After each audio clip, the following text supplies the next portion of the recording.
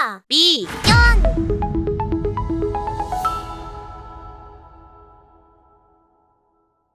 안녕하십니까. 국민대학교 법과대학의 이호선입니다. 지난 20대 대통령 선거가 끝난 지 꼭 한 달이 되는 날, 윤석열 신정권 출범을 한 달여 남긴 지금 여러분과 함께 정권 교체기가 되면 단골로 등장하는 주제 하나를 같이 생각해 보고자 합니다. 오늘 제가 말씀드릴 주제는 정치 보복은 정치 회복과는 다르다는 것입니다. 대한민국이 겨우 멈춰서는데 성공했습니다. 지난 5년간 문재인 정권이 파놓은 법치 파괴, 반헌법, 몰상식, 내로남불의 경사면을 따라 이탈한 대한민국이라고 하는 열차가 공멸이라는 벼랑 앞에서 겨우 멈춰섰습니다. 응급환자로 치면 겨우 지혈에 성공한 셈입니다. 다시 살 수 있고 회복이 가능하다는 희망이 생겼습니다. 기회를 얻은 것입니다. 어찌 보면 이 기회는 하늘이 주신 것인지도 모릅니다. 자칫하면 영원히 들키지 않았을 586 운동권들의 무능, 탐욕, 위선 이런 것들이 다 드러나서 심판을 받았습니다. 운동권 세력이 곳곳에 부화시켜 놓은 생태계에 서식하고 있던 시민단체, 어용지식인, 관변매체, 그리고 진영 논리에 맹목적으로 매몰되어 있던 대중이 노골적으로 기승을 부렸음에도 불구하고 대선이 저들의 패배로 끝났다라고 하는 것은 그만큼 대한민국의 미래라고 하는 기준으로 볼 때 선악의 구분이 명확해졌다는 것을 의미합니다. 그런 점에서 차기 정권이 해야 할 일, 과제도 더욱 분명해졌습니다. 지난 3구 대선은 박빙의 선거가 아니라 박빙으로 성공한 시민혁명이었습니다. 지난 5년간 모렴치와 무능, 패거리와 선동의 신물이 난 보통의 상식적인 국민들이 던진 한 표 한 표가 좌파 진보 집권 20-30년을 장담하던 세력을 무릎 꿇린 진정한 시민혁명이었습니다. 권력이 동원된 코로나 방역 정치, 기울어진 언론 운동장, 부실한 선거 관리, 노골적인 금권 선거, 포퓰리즘 공약의 집중 포화를 뚫고 대한민국 정상화 탈환을 위한 고지를 점령한 것은 정치 공학적 계산의 결과가 아니었습니다.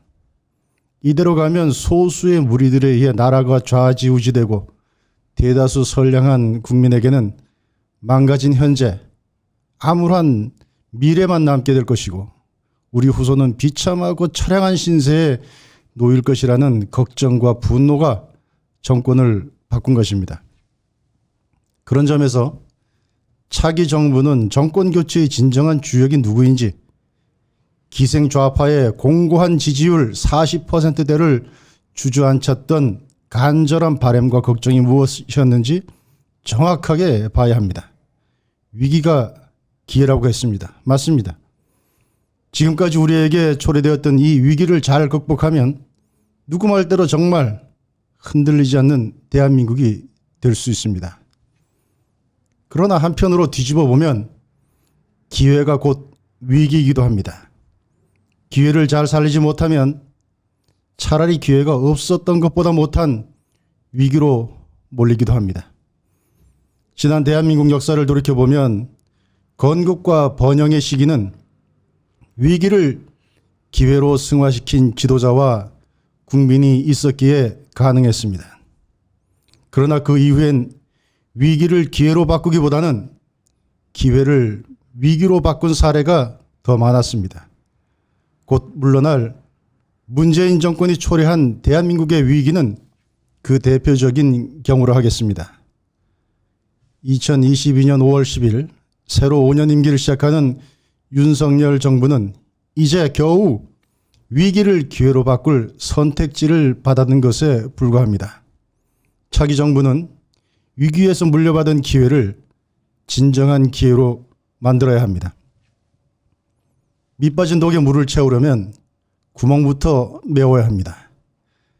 진정한 기회 속에는 경제, 민생, 국민통합이 다 포함되지만 이것을 담을 그릇 밑바닥에 구멍이 나 있는 한 아무리 노력해도 허사입니다. 문재인 정권이 이탈시킨 대한민국 열차를 제궤도에 올려놓는 일부터 해야 할 것입니다. 이것이 제대로 될 때 회복을 넘어 성장과 부흥도 가능합니다. 제도약을 말하지만 도약을 하기 위해서는 먼저 뜀틀부터 튼튼해야 합니다. 그 뜀틀은 한마디로 법치주의 회복입니다. 법 아래에서의 만민 평등주의, 법 위에 그 어떤 사람도 집단도 계급도 허용하지 않는다는 극히 상식적인 문명의 대원칙이 분명할 때 비로소 그런 사회는 상호 신뢰할 수 있고 예측할 수 있습니다. 이런 환경에서 개인의 창의와 자발성이 보장되고 시장이 만들어지고 거래가 일어나며 자본이 축적되는 것입니다.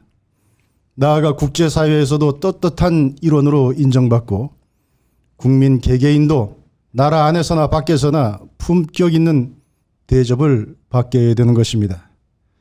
3구 대선이 윤석열 후보에 대한 선택으로 귀결된 것은 이러한 나라를 만들어달라는 시대적 요구이자 탄원이었습니다. 그런 점에서 우리는 섣부른 통합론을 경계합니다. 통합론이 자칫 법치주의를 파괴해왔던 자들, 스스로 특권 계급을 창설하고자 했던 자들의 반공동체, 반역적 행위에 대한 면죄부를 주는 결과로 이어지도록 해서는 안 될 것입니다. 통합과 봉합은 엄연히 다른 것입니다. 고름 묵혀봤자 살 안 된다 이런 말이 있습니다. 진정한 법치, 헌법 정신에 반하는 것들을 그냥 놔두고 한데 꿰매는 것은 봉합이지 통합이 아닙니다. 독일의 철학자이자 사역자인 하버바스의 말처럼 정치는 법을 사용할 수 있지만 동시에 법은 정치의 조건을 규정해야 하는데 지난 문재인 정권 5년의 정치는 그냥 법이라고 하는 껍데기만을 빌렸을 뿐이었습니다. 필요하면 법을 바꾸거나 만들었습니다. 공수처, 연동형 비례제는 그 빙산의 일각일 뿐입니다. 사회의 기준을 제멋대로 한 것입니다. 그나마 법의 외피를 입는 것조차 부담스러운 범죄는 그냥 덮어두고 말았습니다. 이렇게 정당성도 합법성도 없는 지난 5년의 실정을 국민이 심판한 것입니다. 정치라고 할 때의 정이라고 하는 한자는 발을 정자와 등굴월 문으로 이루어졌습니다. 발을 정은 알다시피 잘못된 것을 바로잡다라고 하는 뜻이고 등굴월 문은 막대기나 회초리를 손에 잡은 모습을 딴 것입니다. 잘못된 것이 있으면 회초리로 쳐서 바로잡는 것이 정치의 근본이라는 것입니다.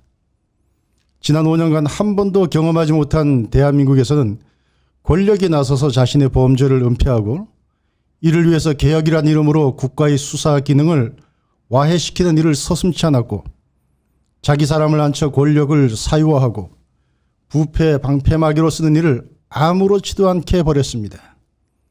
권력은 무도했고 언론은 비굴했으며 팬덤 정치는 저질스러웠습니다. 이제 이런 일들을 통합이라는 이름으로 아무런 일도 없었다는 듯이 그냥 넘어갈 수는 없습니다. 그렇게 하는 순간 대한민국에서는 권력 집단에 의해 저질러지고 감춰진 사건들은 묻혀질 수밖에 없다는 잘못된 시그널을 주게 되고 이것은 윤석열 정부가 법 위에 특권층을 만들어주기 시작한 역사의 선례로 남게 될 것입니다. 그리고 기회가 다시 위기로 급전직하하는 순간을 맞게 될 것입니다. 정치 회복은 정치 보복과는 다른 것입니다. 없는 사실을 만들어 수사하면 정치 보복입니다. 없던 죄명을 새로 만들어 붙이면 정치 보복입니다. 하지만 지난 정권에 의하여 유예되었던 정의가 살아나고 은폐되었던 진실이 규명되도록 하는 것은 보복이 아니라 회복입니다. 권력의 그늘 아래에 있었던 범죄를 밝은 빛으로 드러내어 합당한 책임을 묻는 것은 정상적인 국가, 제대로 된 정권이라면 당연히 해야 할 일입니다. 대장동 게이트를 비롯한 성남시 복마전 의혹, 울산시장 선거 개입 의혹 사건, 탈원전 관련 사건 등 신정권 들어서서 새롭게 드러난 것이 아니라 이미 구정권 하에서 문제되었지만 덮어두었던 사건들의 진상을 국민들 앞에 밝히는 것은 어느 정권이라도 해야 할 책무인 것입니다. 자신들이 노골적으로 은폐, 축소를 기도하였던 권력형 범죄, 부패 사건들을 대통령이 관여되어 있었다고, 집권 여당 대통령 후보가 관련된 사건이라고 정치 보복으로 규정하려는 행위는 자신들만은 어떻게든 법 위에 있는 신분으로 대접받아야겠다는 그야말로 가짜는 요구입니다. 돼지의 눈에는 돼지가 보인다고 상대방을 낙인 찍어 말살하는데 딸코 다른 자들의 눈에는 모든 것이 보복으로 보이겠지만 상식적인 국민의 눈에는 직전 정권 하에 범죄 의혹 규명은 비정상의 정상화, 정치의 회복일 뿐입니다. 이 회복의 토대 위에서 상생, 통합, 공영의 미래가 있는 것입니다. 곧 야당이 될 민주당은 여전히 입법 독재를 무기로 검찰로부터 수사를 받지 않겠다는 것을 목표로 하는 이른바 검수완박 법안 추진을 강행하고 있습니다. 또 한편으로는 전 집권당 대통령 후보였던 이재명 전 경기지사와 관련하여서 국회의원 배지를 수사에 대한 방패로 삼기 위해 지방선거에 나갈 국회의원과 자리를 받고 보궐선거에 출마할 수도 있다는 말도 떠돌고 있습니다. 이 모든 것은 아직도 대한민국이 정상적으로 굴러가기 위해서는 갈 길이 멀다는 사실을 단적으로 말해줍니다. 우리는 최근에 청와대로부터 김정숙 여사의 옷값이 현금으로 지급된 것에 대하여 명인을 예우하는 차원에서 현금으로 지급하였다는 회개한 이야기를 들었습니다. 명인은 현금으로 예우하고 정치인들은 범죄의 성역으로 예우해야 한다는 것이 심판당한 집권 민주당의 새로운 강령이 되고 있습니다. 수사가 잘못되었다면 사법부를 통해서 바로잡을 제도가 마련되어 있는 것이 대한민국임에도 불구하고 아예 수사도 하지 말라, 절대 건드려서는 안 된다라고 하는 것을 법이라는 이름으로 제도화하겠다고 나서고 있습니다. 그리고 이것을 검찰 개혁으로 포장하고 있습니다. 이제는 억지와 궤변이 주는 스트레스에서 좀 해방되는가 싶었는데 당분간은 이런 소음을 더 접해야 할 것 같습니다. 이 모든 것으로부터의 진정한 해방을 위하여는 새로운 정권이 선을 분명히 그어야 합니다. 회복과 보복의 경계를 하여 바로 해서 회복해야 할 것은 회복해야 합니다. 통합과 봉합을 혼동해서는 안 됩니다. 충성스러운 반대자들은 포용하되 반역적 반대자들에 대하여는 매를 들어야 합니다. 무엇보다 안일과 교만에 빠져서는 안 될 것입니다. 하늘은 기회를 주시지만 그 기회 속에 위기가 도사리고 있음을 잊어서는 안 됩니다. 그리고 국민도 깨어 있어야 합니다. 대한민국 위기는 맹목적 지지로 인하여 정치인들이 착각에 빠지도록 한 데 큰 원인이 있습니다. 작은 이익과 편견을 버리고 어떤 정파나 어떤 정권도 절대 선이 될 수 없음을 명심하고 감시와 비판의 끈을 놓쳐서는 안 될 것입니다. 정치인들의 말장난에 속지 않는 본질을 보는 눈을 키워서 국민의 이름으로 국민을 볼모잡고 끼리끼리 대대로 해먹는 국리를 하는 자들을 과감하게 척결하는 데 앞장서야 할 것입니다. 감사합니다.